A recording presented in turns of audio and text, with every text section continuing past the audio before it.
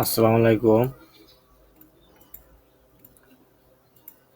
আজকে আমি আপনাদের দেখাবো মাইক্রোসফট অফিস ওয়ার্ড কিভাবে আপনারা কম্পিউটারে একটি ডকুমেন্ট তৈরি করতে পারেন।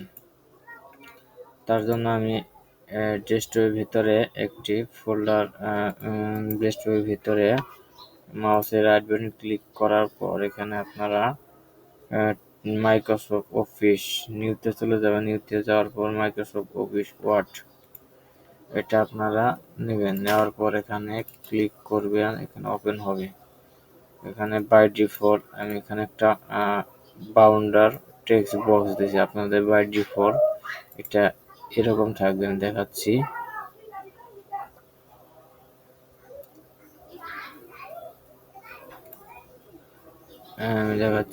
এখানে যদি আমি অ্যাডভান্সে যাই, অ্যাডভান্স যাওয়ার পর এখানে যদি আমি শর্ট টেক্সট বাউন্ডার এটা আমি দিয়ে দিছি। দেওয়ার পর অ্যাপ্লাই করলাম। দেখেন বাই ডিফল্ট আপনাদের এরকম থাকবে।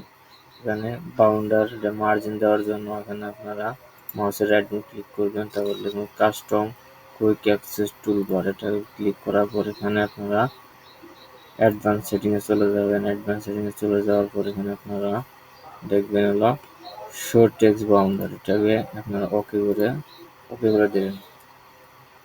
তো এখানে হয়ে গেল। এখন আপনারা আপনাদের প্রথমে হলো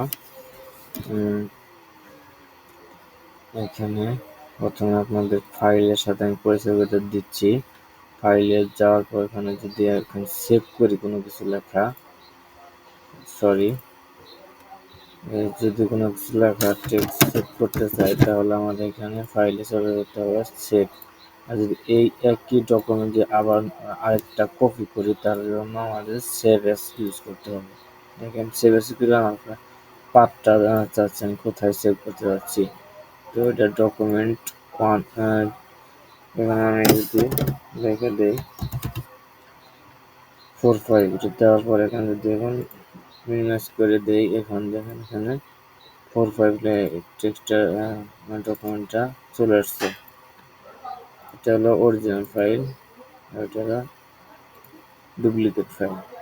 আশা করি আপনারা বুঝতে পারছেন যে যে টেক্সট ফাইল সেভ এবং সেভ এর মধ্যে পার্থক্য। যদি কোনো কিছু না বুঝে থাকেন তাহলে আমার কমেন্ট করে জানাবেন। আমি আপনাদের আরো যতটুকু সম্ভব সহজে বোঝানো যায় তা আমি আপনাদের বোঝাবো। তো ভালো থাকবেন, সুস্থ থাকবেন। আজকে এ পর্যন্তই। আসসালামু আলাইকুম।